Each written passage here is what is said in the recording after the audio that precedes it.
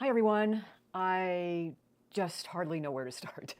My producer, editor, SEO, researcher, woman of all trades who helps me get all this live to you or recorded to you is she's just so much on my mind right now because she has helped me countless times over the years, and she is stuck in Dubai. And if you've been following the headlines and watching some of the incredible video of water up to airplane windows on the tarmac in Dubai, she just went there on vacation, something she has never done in the entire time I've worked with her. Was going to meet some family members, do some business, and she sent me her own videos of having to walk 4 hours back to her hotel because of all the flooding. And it's a desert there, and they never get rain, and they're not equipped to handle it when they do. So I hope she's okay. But she said this week, just do an update on your life, which it seems paltry and pale by comparison to what she's going through. But, part of this is all about global warming and humans' impact on it.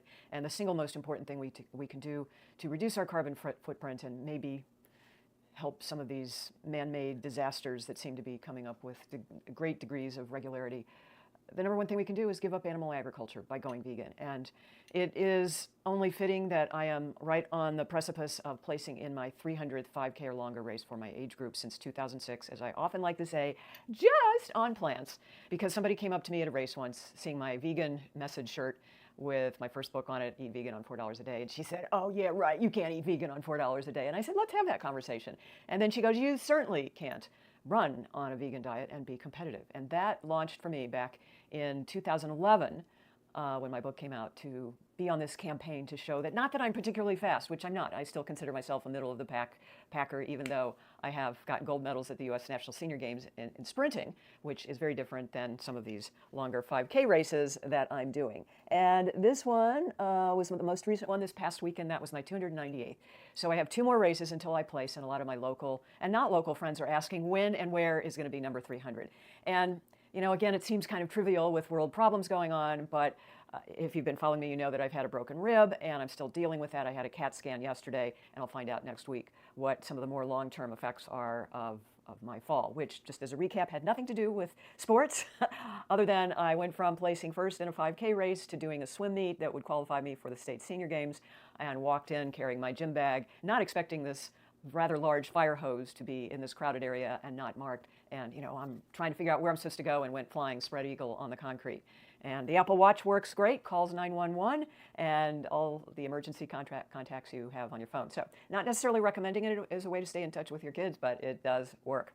And you can let me know in the comments below if you've had success stories with your emergency watches, the function on them, if you have been using them. Anyway, this last race was the FCA at a local high school in Venice, Florida, and I got second in my age group, and was really pleased to do that, because that was my 3rd race coming back from the broken rib, and 2 of those races. See, I don't always place in every race that I do now.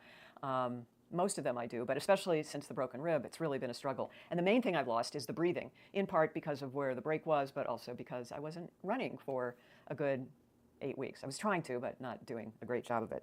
So that is the big milestone in my life, and I'll be sharing on social media when and where that's going to be, because some of my friends want to come and celebrate. And again, the whole idea was not to show how fast I am, but just to show that even vegans can run and race and compete and be very competitive. So this week I spent some time at Warm Mineral Springs, and if you Google it, you will see that it is a springs that is about an hour from where I am in Sarasota, maybe a little less in Northport, and it's been considered the original fountain of youth, whoever discovered it, and it's been around. Lots of indigenous cultures have been attracted to this because it is a springs that comes up right, you can swim over the top of where the water is coming out, and where the water goes, I'm not really sure. They say it gets replaced every 2 hours. And again, if you Google it, you'll see that it has the most mineral content of any springs in America. And so when you go there, it's supposed to, I've met, there's this one guy who claims that eating a vegan diet and going to this spring every weekend has helped, I wouldn't say cure, but alleviate the symptoms from his MS. And he was originally given up for dead, sentenced to a wheelchair, and he's able to walk on his own to get into the water out of his wheelchair, and I've seen him do that. So there are all kinds of stories. And why would I go there other than it is a very relaxing place?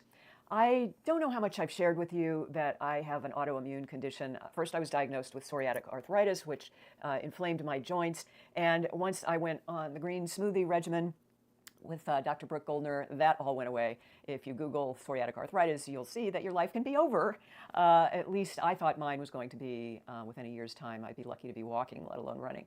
So what has come in its place, and this often goes together, is vitiligo. And it's also connected with psoriasis, which starts on the elbow or your knees. And fortunately, it's all stayed in the upper part of my body. It is also highly genetic, and I remember that my father had this, and we all thought that he worked with original fluorescent lights. He owned a lighting fixture store, and we just thought this came about as a result of him handling the lights.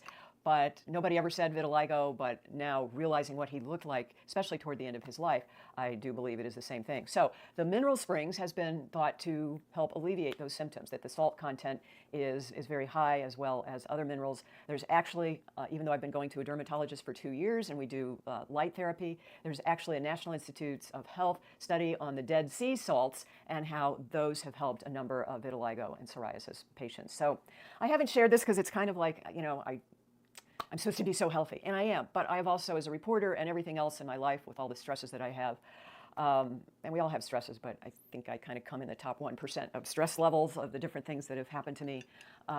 And, you just have to, in addition to meditating and doing all the things that you do in self-care, there are some things that maybe you can't control. So I'm trying different things, and I was really amazed to see this National Institutes of Health on the salts from the Dead Sea that actually have helped a lot of people. So I'm giving that a whirl. We'll see what happens. I'm alternating between the mineral springs and our local beaches, which are a lot closer and don't cost $15 a visit. So that's really what I have been up to. Would love to hear if you have anything on your plate that you've been trying to get over, autoimmune, different conditions, diseases that you've been successful with. I like to say a vegan diet sure helps a lot of things. It can't cure everything, but I'm still continuing to run with all of this and still placing in my age group. So let me hear in the comments below some of the challenges you've had and how you've overcome them. And don't forget to like and subscribe so you can get more fun and games as we plow through this miracle of life. All right, everyone, thanks for watching. Gotta run.